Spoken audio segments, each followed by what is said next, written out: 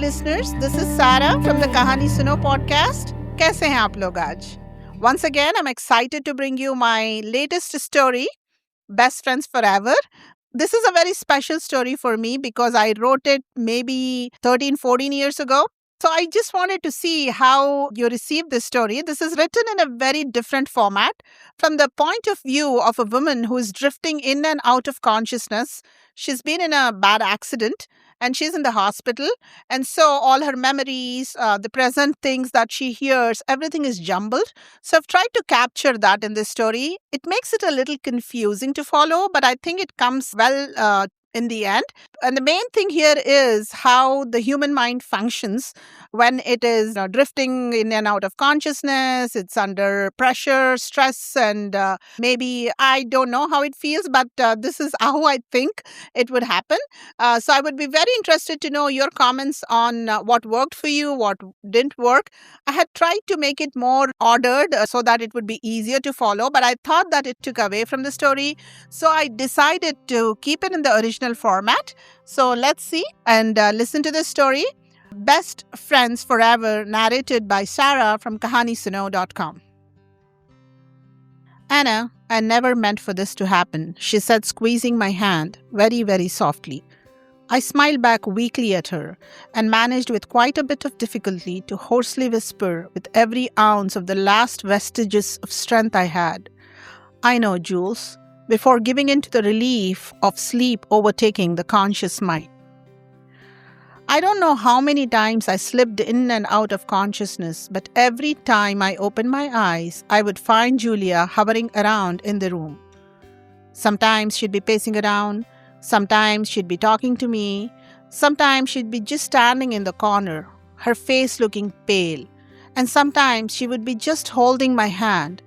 But every single time she was there, right there with me. Not that I expected anything less from her.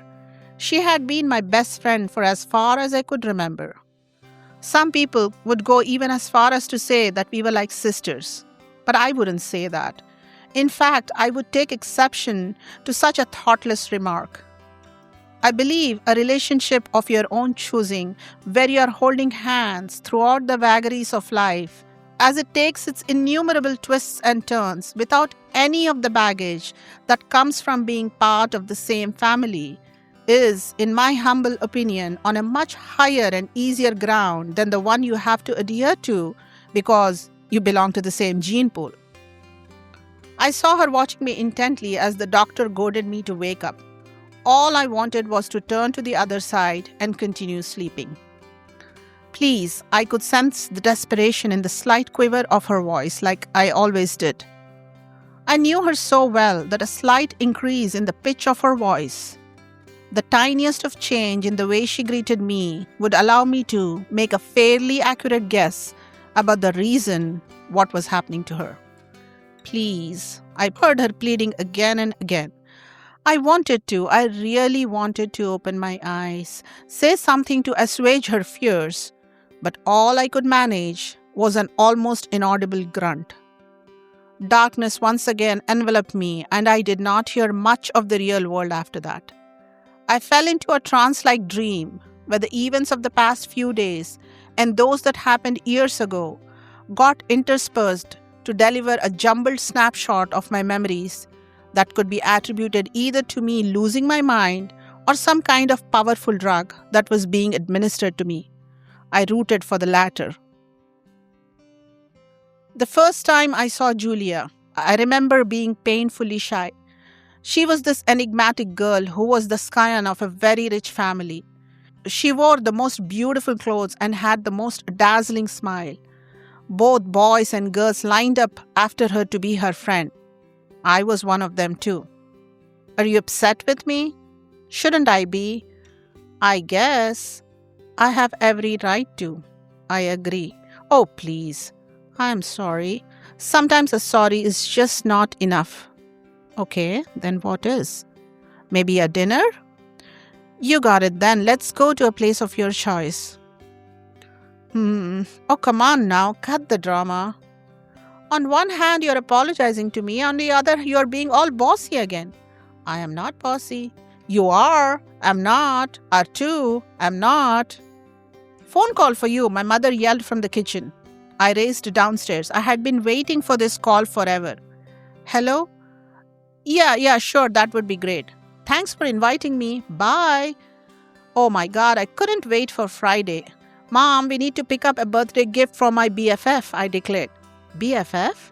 Oh, come on, Mom. You don't know what a BFF is? Best friends forever. Well, now I do, but pray who this BFF of yours is. It's Julia, Mom, I blurted out, barely able to contain my excitement. Congratulations. I know you wanted her to be your BFF for a long time. Well, technically she isn't for now, but that is going to change very soon and you're going to help me with that. Oh boy, what fun. My mom. She passed away too quick, too fast. One moment she was heading out of the door after her customary 1-month visit to my dorm, and the next minute she was hit by a van as she tried to get into the car, and she died on the spot. I was waving her goodbye, and before I could say, "See you soon, Mom," she had vanished from my life completely. It took me years to come to terms with her death. I held myself completely and solely responsible for her death, though I knew that it was the reckless driver who had mowed her down. I vowed to hunt him down and for the next few years devoted my whole life to becoming a criminal lawyer, which involved changing my major. Yes, it took me a few more years to graduate, but armed with my degree and my natural fire that had been raging for all these years, I tracked him down and had him convicted. I became an instant celebrity. My career took off big time. All I wanted was the image of terror on my mom's face as the van approached her, wiped away from my existence. It didn't. The car was going too fast, uncontrollably fast. Slow down, Jules. If I slow down, he will kill us, Anna. And if you don't, you will kill us. He won't do anything of that sort. He doesn't have the balls to. Please stop. He had a gun in his hand, Anna. No, he did not. I was there too. He hid it when you walked it. Did he? Are you sure? Yes, I am sure. Yeah. We have to call 911. 911? What's your emergency? Don't look back, Julia. Watch out. Too quick. Too fast again as the car rolled over and burst into flames. I could still feel the flames around me, my hair, my beautiful hair, the long strands that had a mind of their own and always refused to be put to order. I could feel them sticking to me. I thrashed my head from side to side. I could not bear their stickiness. Please, please get them out of my face. I felt her cool hands over my forehead, pushing away the rogue strands, and then rubbing an ice-cold sponge over it. Ah, that felt so good. Like always, not only did she know exactly what I wanted, but also did what I wanted. I looked up to see her lost in deep thought. You've got to be kidding me. Nope, I said smugly. Seriously? In all seriousness. I don't believe that you could even be capable of doing this. Well, it's not like I committed a crime or something. I knew you had a crush on Rana from like the Stone Ages. I know he likes you too. I just had to put a few pieces in place. I don't know what to say. This is just too incredibly unbelievable. So don't say anything and get ready for the date. He's going to be here in a few hours. We have to make sure you dazzle him out of his mind and a few other things. I winked. She laughed her tingling smile of hers, a smile that always touched me with its complete abandon. I wish I could smile like that, so easily and so from the heart. Maybe one needed a childlike innocence to be able to laugh from the heart and smile with such unbridled gaiety. I know she possessed that innocence. Though she was extremely intelligent and extremely bright, there were times I could not believe that she was as pure of a soul as she seemed to be.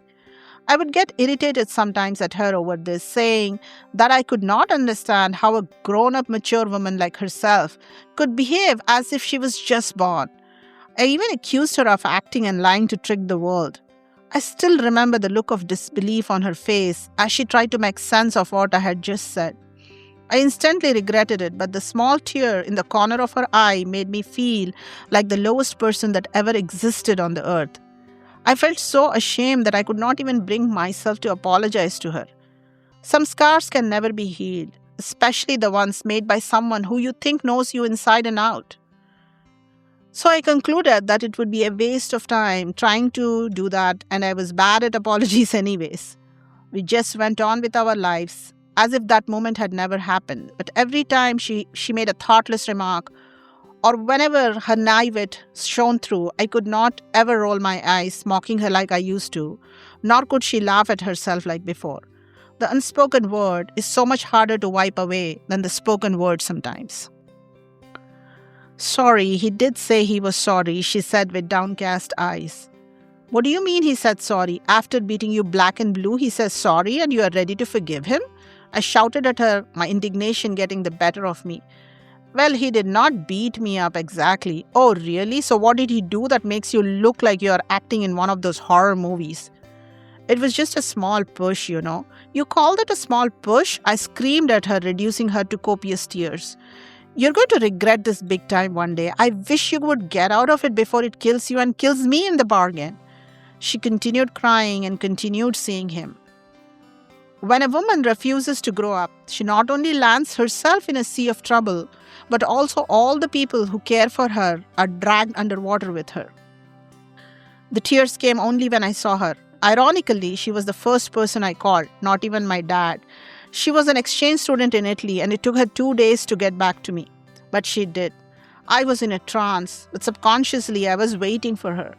For people like me, crying does not come easy. I clam up and just wait the period out, 1 second at a time. But as soon as I saw her, my ironclad reserve melted. The realization struck me that this was the only person in the world who cared about me like my mom used to. My tears gratefully gushed out. The constriction that had been choking the life out of me in my throat for the last couple of days loosened, and I just cried and cried and cried as she held me without a word. Tell me everything. Not now, Anna. Can we talk about this tomorrow? She groaned. I have been patiently waiting for you to get back home from your date to listen to all the juicy details, and you say you want to talk tomorrow? Yes, I do. All right then, I'm not setting up any more dates for you, no matter how much you're in love with the guy. Maybe you wouldn't need to. Wow, what do you mean? Oh, Anna, he asked me to marry him. I held my breath. And you wanted to tell me this tomorrow?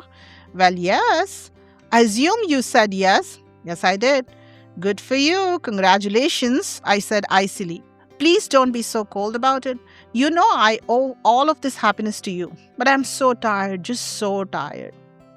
I felt tired, so tired. The heat from the flames seemed to have subsided.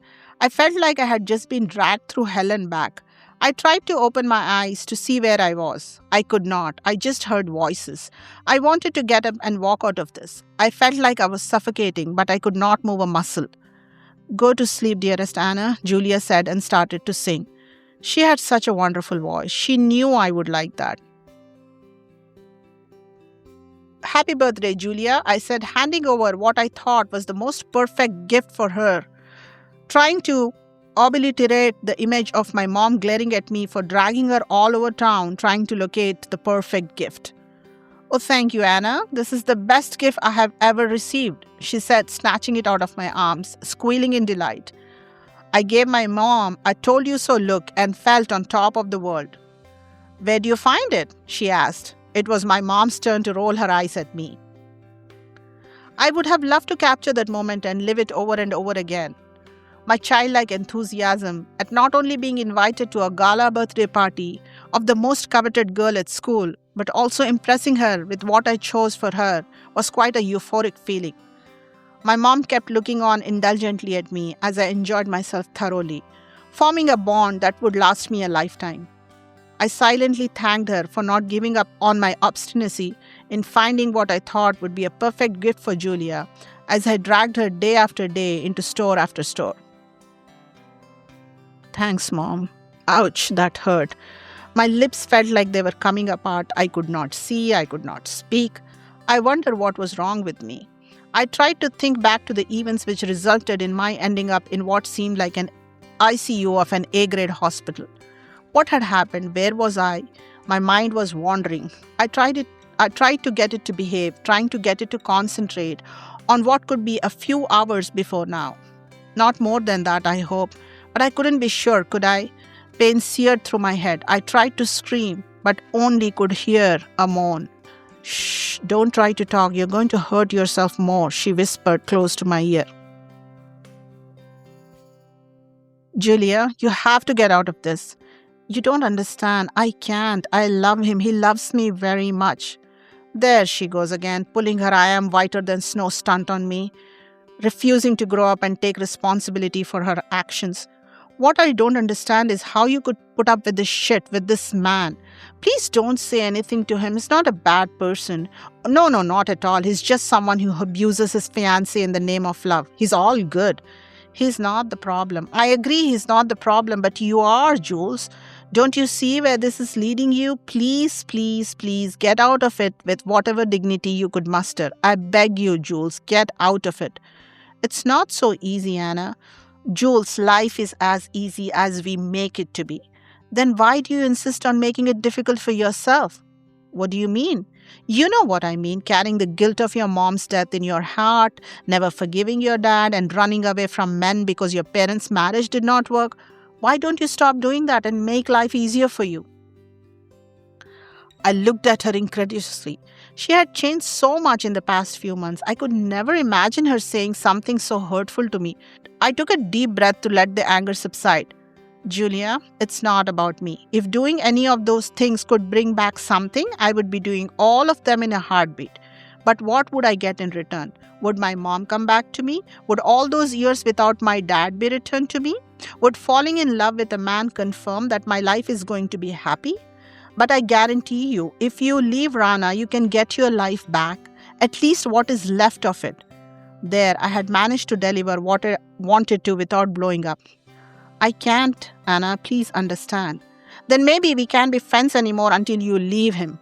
Crap, I had blown up. I can't believe you're saying this, Anna. And I can't believe that you're doing this either, that you're planning on marrying the man who has reduced you to this. He loves me, Anna. I groaned. I'm a grown woman, Anna. I know what's good for me, she said slowly with a steely resolve that I had no idea existed within her. Well, you sure don't act like it. Can't you just let it go? Give us a chance, maybe? I can't. You know why? Because I love you and I can't stand around looking while he hurts and destroys you. And that, my dear girlfriend, is the definition of true love. He is not doing that. Right, you're allowing yourself to be destroyed. Please, Jules, don't. Please, Anna, don't ask me to do something that would make me miserable the rest of my life. I cannot stand on the sidelines, Jules, watching him trample all over you. Then don't, she said. We did not see each other nor speak to each other for days after that. I held myself responsible for the situation she found herself in. After all, I was the one who had taken the lead in setting the both of them up. Like her, I had thought Rana to be a decent, good-looking man who seemed to care a lot for her. Instead, as days passed, I uncovered the real cad in him. A misogynist who could feel complete in abusing his woman and felt pleasure in doing so to the woman who had the misfortune of falling for his misplaced charm and the I am vulnerable than an infant look in his eyes. I had always prided myself on being too smart, who could weed out the good pennies from the bad within minutes of meeting them, but I had erred where it mattered the most, with the life of my best friend. You know it's okay to cry, don't you? She said softly. I hated it when she would talk to me like that, hesitantly, as if I scared her and she wasn't very sure about how I'd react. I had always hoped that the man in her life would be mature enough to handle this innate sensitivity in her with care. She could get so easily into trouble. I would have to watch out for her. Anna?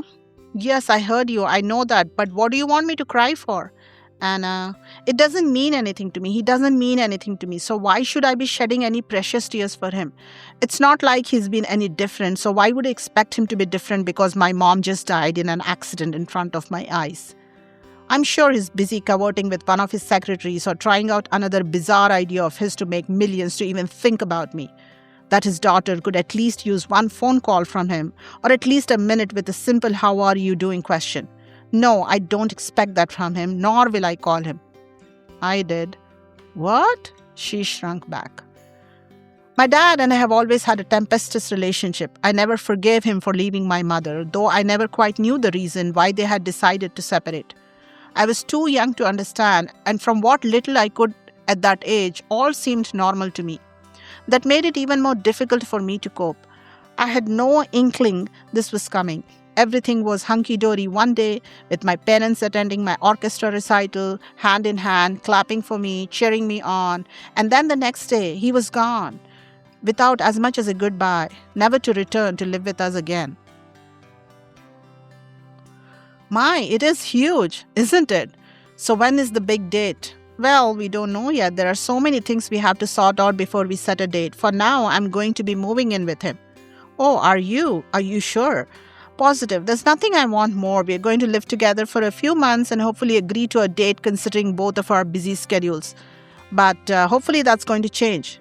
What is going to change? My busy schedule. Are you taking some time off? No, Anna. Rana wants me to stop working and concentrate on our upcoming wedding and our marriage after that. You see, he wants me all to himself. Rana wants you to stop? This was not good. And what about you? What do you want?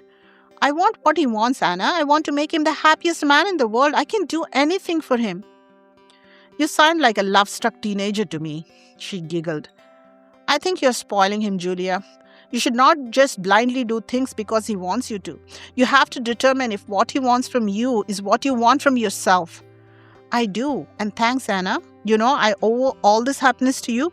If it hadn't been for you, I might have never met the most amazing man in the world. The warning bells in my head started to ring. I winced at the memory. Julia, Jules. I tried to call out for her. I'm here, Anna. Please don't try to move or speak. I could hear her muffled sobs and saw her crying.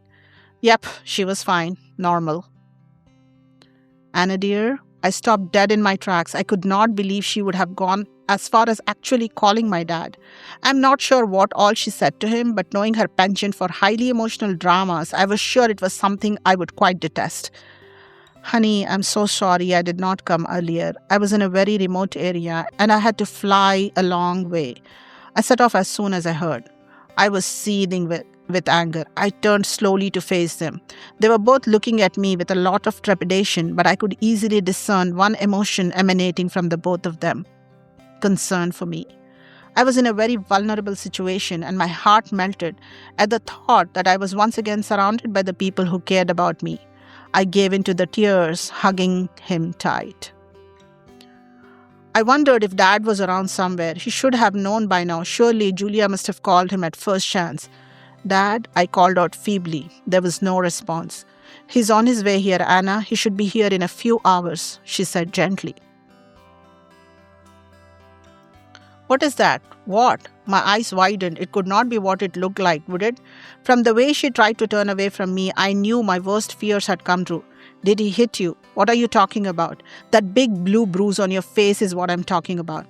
Oh, this. I tripped and fell. You tripped and fell and bruised your face? She kept quiet. I don't think she had ever lied to me before. Everything has a start, which is difficult and shocking in the beginning, but as time passes, it becomes easier and the shocking effects subside. She started lying much more easily about everything related to Rana and her, and even though I knew she was lying, I decided that I would not force the realization on her, but rather wait for it to happen. Julia seems nice. Oh, thank you, Mom. I think so too. I'm glad you like her. It's a bit surprising though. What? That you girls are such good friends. You seem so different from each other. She was right. I could not quite place either how we clicked with each other in spite of being complete opposites in our approach and outlook towards life. My answer to her was nothing more than a cliched opposites attract, Mom, with a silly wide grin on my face. Slow down, Jules. He's coming for me, Anna. He's going to kill me. He can't lay a finger on you, Julia. Please slow down. Let us call 911 and the police will be here. I can't see him following us for that matter. Please slow down. Are you sure? Yes, I am. Please slow down. I can't, Anna. I'm so scared. I could hear her calling out to me. I ignored her. I had specifically asked her to leave me alone, and here she was doing the opposite. Anna, open the door. I have someone come down and break it down. For all her vulnerabilities, she could be quite persistent, the pesky little thing. Anna, her voice grew louder. I dragged myself out of bed and headed towards the front door. I had to turn away as she pushed the door in, trying to protect my eyes from the bright sunlight that streamed in. I don't believe this. What are you doing to yourself? I'm just trying to sleep. For the past 2 days? Well, I'm tired. Anna, please. You're not responsible for what happened. Please stop trying to convince yourself of otherwise and feeling bad for yourself. Your moping around is not going to help anyone. I'm going to make you some coffee, and in the meantime, I need you to get into the bathroom and try to straighten yourself so that I don't feel like I have come to see the Grinch." I smiled. "Yes, ma'am." I threw her a mock salute. Things were going to be okay when Jules was around. She was going to take care of me. I don't know what hurt more, the fact that she was allowing him to hurt her, or the fact that she had been hiding things from me for so long for the first time in her life. I felt betrayed, but more than anything else, I felt furious. How could the bastard do this to her? I walked out while she was still turned away from me. "Wait, Anna, please wait." "Anna, Anna," she was calling out to me. I woke up with a start. My neck hurt when I tried to move it. I could feel her gentle hand steadying me. Exhausted by the pain, I stopped trying. As with so many instances of my life, I was quite grateful that Julia was around. I looked towards her and caught her smiling back at me. I tried to do the same, but it hurt too much and I winced. She laughed. Yes, things were going to be just fine. Julia was right there looking after me, as usual. "I'm going to wait outside for not more than 10 minutes. Do whatever you have to do and come back. Otherwise, I'm coming in," I told her quietly. "Don't worry, I will be back. I think I owe it to him after so many years to let him know that I'm leaving him." "You don't owe a thing to him, Julia, and I don't know why you insist on creating a highly emotional scene when none is required. Please, you said you would support me if I let you accompany me. I already regret saying that. I should have never let you come here." I don't think she heard me, as she had already climbed out of the driver's seat, walking towards what a few hours ago she used to call her home. It took me years to recover from my mother's accidental death. After blaming myself for a couple of years while doing everything possible short of committing suicide to harm myself, I agreed to go into rehab at Julia's persistence, and with my dad promising to look after my practice while I was gone, I was once again riding on the shoulders of the people who cared about me and not at all thrilled about the idea. I was in and out of the rehab for a while before being let off in a year with the assurance that I was completely cured and there was no danger of me being a nuisance to myself or to the people around me. I never believed that, however. Julia was there as usual to greet me and drive me back home. "Sometimes love is not enough," my mom said wistfully. "Then why, Mom?" "Anna, you've got to understand that sometimes it's very difficult for two people to live together. I never saw you fight with him, so why is he leaving us now?" "Because I asked him to," she said simply. "Mom, why would you do that? Please, please ask him to stay." "I'm sorry, honey, I can't do that." "Why not? You say you love him. You say he loves us. Then why did you ask him to leave, Mom?" "He's not happy with me, Anna." How could he not be, Mom? You're such a wonderful woman." "His definition of a wonderful woman is quite different from yours, Anna." "But you're the same woman, Ma." "Yes, but I'm his wife while I'm your mother. Just because you think I'm a good mother doesn't necessarily mean he thinks I'm a good wife." "I hate him, Mom." "Anna, don't say that. He's your dad." "No, he's not. I will never forgive him for this." "You never know, Anna. You never know. I know I'm not ever going to let him in my life ever again." "Anna," I heard my dad calling out to me. So he was here finally. I wanted to tell him I could hear him. I could not move a muscle. I felt him squeezing my hand. That felt good. Gave her another 5 minutes before heading inside. I thought I was prepared for everything. But when I saw what was going on, I could not believe how I could have been so totally wrong in judging Rana. Julia lay sprawled on the ground as he stood looming over her. I could only hear him say over and over again, "You cannot leave me. I will not allow you to do that." He was about to raise his hand when I shouted at him, "One finger on her and I'm going to make sure you rot in hell, you bastard," towards me. One telltale sign of cowards is no matter how brave they can be around timid people, the minute they encounter someone who's not afraid of their made-up persona, they just balk. He was the same. He slunk away from her as I moved forward. I saw her whispering something in her ear. She stood up uncertainly as I gathered her in my arms, leading her out. "I'm sorry," she whispered. "Now's not the time, Julia. We will address this later." She did not say anything after that. "Are you sure you can drive?" I asked her. "Yes," she mumbled as she climbed inside her car.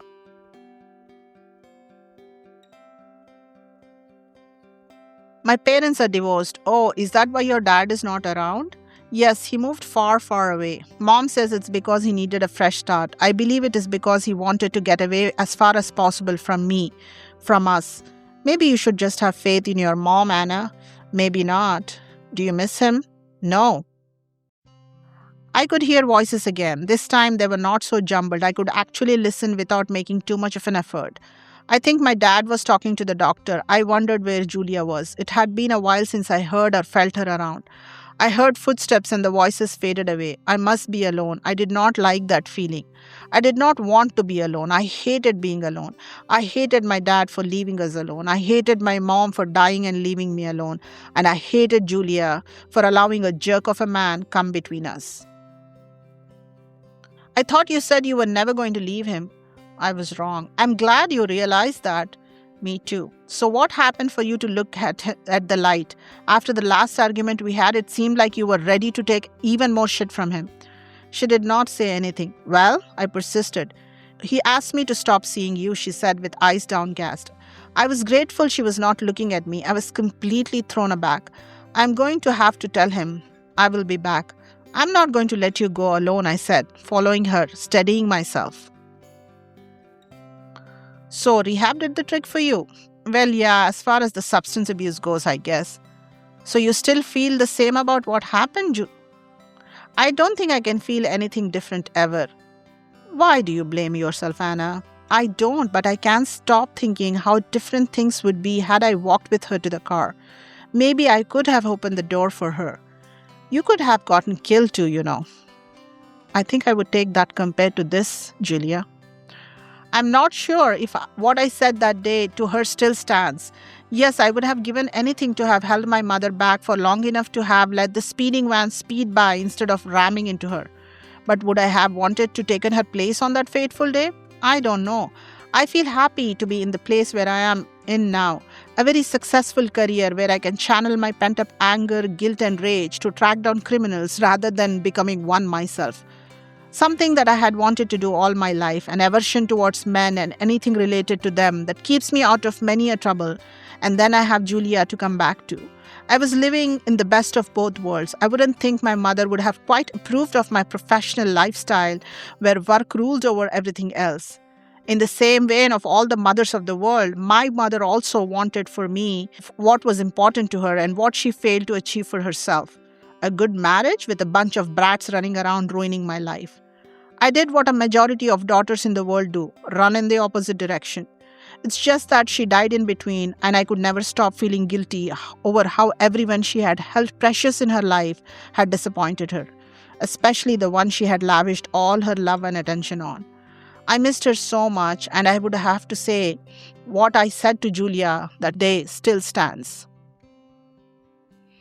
What did he say to you? Uh-huh. When I was coming towards you, he whispered something into your ear. What did the lowlife have to say? He said he was coming for me and that he would what? Kill you and then kill me. I laughed hard as she looked on completely startled. How can you laugh at a time like this? I find it entertaining that a coward like him would have the gall to say something like that. Very amusing indeed. If not for anything, I could get him into jail for just this. No, Anna, please don't say that. I looked at her. Is this what love reduces you to? I shook my head, glad that it had not happened to me. And there weren't many chances that it would ever, considering the sort of people I spent my life and time with. I felt sore all over. How long had it been? I saw Julia moving about. I wanted to ask her so many questions.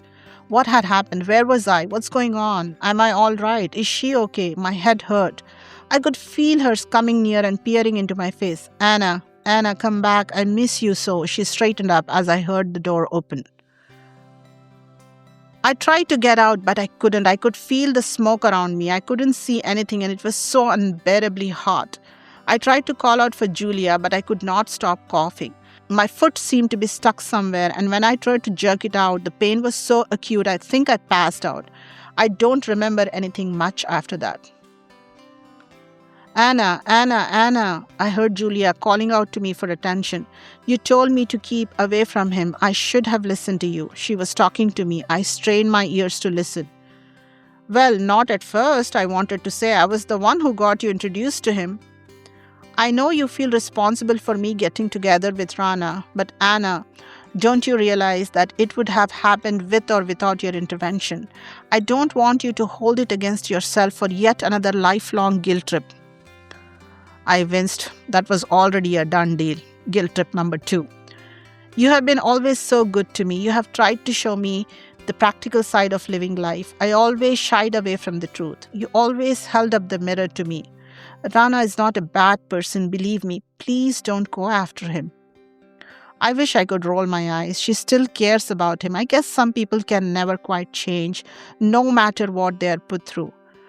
I know you must be feeling mad at me for saying so, but that's who I am, Anna, and I know you have accepted me with all my failings. My anger softened, but I could not quite understand the timing of her monologue. Surely we could talk about this when I could contribute my 2 cents to the conversation. The doctor just told your dad that you're going to be fine and there is no permanent damage to your legs. Anna, I can't tell you how long I have been waiting to hear that. I wouldn't have been able to take it had it been anything else. I did this to you, Anna. After everything that you did for me, this is the destruction I brought upon you. Silly girl, emotional as ever. I'm so sorry. I have to go now, Anna. I hope you take care of yourself and stop feeling guilty about your mom.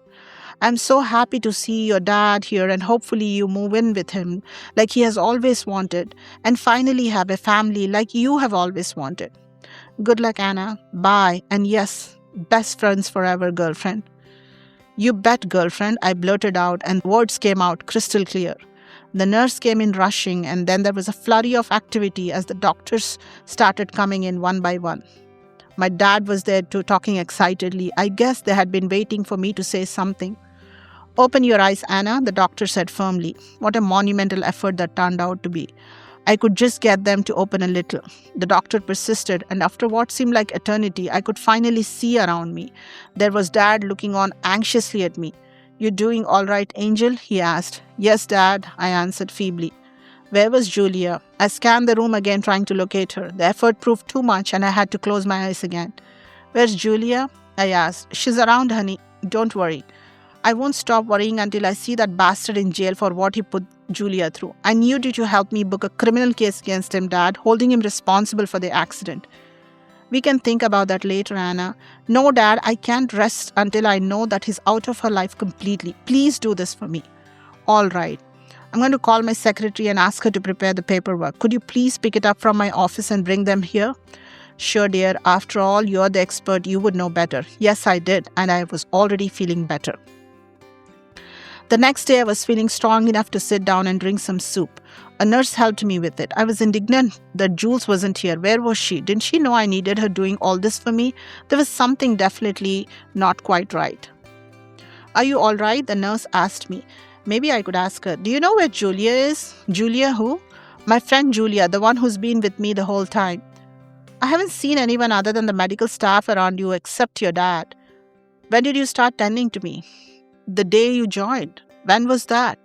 Just over a couple of weeks ago. And you never saw Julia? No. That can't be. Okay, we are all done here. You should get some rest. When Dad came in that evening to see me, I pounced on him immediately. Where is Julia? She's around, Anna, he said simply. Well, I don't see her. Do you? Where is she? Did she go back to that loser? Tell me the truth. Did she decide to leave me fighting for my life while she took beatings from him after all he did? Anna, please relax. Where is she, Dad? She's gone, Anna. Gone? Gone where? She died in the accident, he said slowly. Who died in the accident?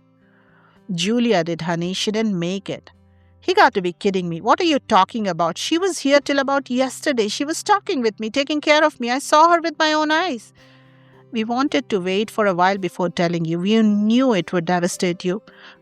So who was talking to me, setting my hair straight, cooling me down? There has to be some mistake somewhere. I don't believe you, Dad. I think you're lying to me, doing all this so I agree to move to your place. Well, I won't. I know what it is like to have one of the most important persons in your life get up and just leave. I'm sorry, Anna. I was young. I did not know better. I know better, and I'm appalled that you could be the same old manipulative, selfish son of a bitch that you always were. There, I had said it. Something I had wanted to say to him since that night when he calmly walked out of our lives to pursue one of his own. The doctor walked in. Anna, I need to talk to you. If you're going to lie to me, I don't want to hear you say anything. Why would I lie to you? I don't know. Maybe my dad manipulated you so that I would agree to go with him. Even if he did, don't you see it's out of his love for you? No, I don't see it. Well, it is. Where's Julia? What your dad told you is the truth, Anna. She was pronounced dead at the site. I stared at him for what seemed like a long time before finding my voice. Then who was it that was talking to me yesterday? Who was it that I saw almost every hour of every day in my room? You must have imagined it, Anna, he said coolly. I don't have that good of an imagination. Well, then you must have been hallucinating. I saw her so many times. She was standing next to my bed. She told me what you said about me getting better. She told me so many things. I couldn't have hallucinated or imagined that stuff. I saw her standing right where you're standing right now. Not once, but so many times. You couldn't even open your eyes till yesterday, Anna. So how could you have possibly seen her? I stood staring at the window. Everything seemed empty as my apartment. Ready, Angel? My dad whispered. Yes, Dad. Anyone you want to see before leaving? She was all I had here, Dad, and she did say goodbye when she left. I have to make a quick phone call, though. Sure. Irene, it's me. Could you please drop that case we were preparing against Rana? Yeah, no, I won't be needing anything related to that case. Just destroy the files completely. I breathed out. Boy, was it difficult to honor her wishes against mine. The least and unfortunately the last thing I could do for her, my best friend forever.